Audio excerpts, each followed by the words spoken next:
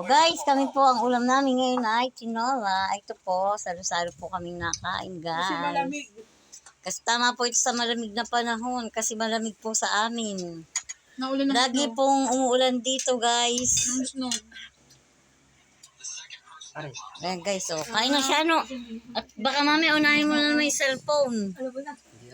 Ma, i-post mo muna. Hindi mo sasabihin ako sa'yo. Post mo muna. O yan guys, ang aming ulam ngayon guys. At kami nagluto guys. Nagluto po yung aking anak na kagandahan. Ayan po guys ang ulam namin. Tinolang manok. Kain po tayo. Isugot ko nga sa akin si mama. Ayan, kain po tayo guys. Yan, inumin mo yung sabaw. Hindi lagi cellphone ka ng cellphone. At yung ama mo yung nagagalit. Kumain ka na. Mamaya.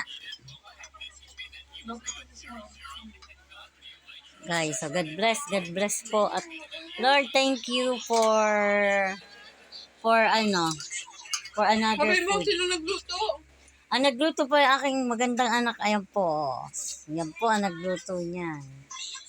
Aking mistisang anak. Hindi mataba.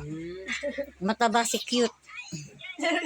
At yung aking anak na yun, akala mo si lagi na lang nagtakip ng ng mukha. O, akala mo naman siya'y pangit. Tumakot sa pagligaw ni mama. Tawag si Christian eh. Yung talagang pangalan ko sa sapi.